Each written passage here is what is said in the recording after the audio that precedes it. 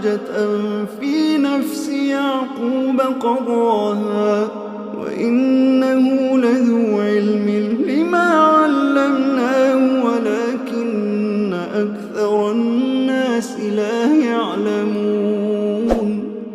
ولما دخلوا على يوسف آوى إليه أخاه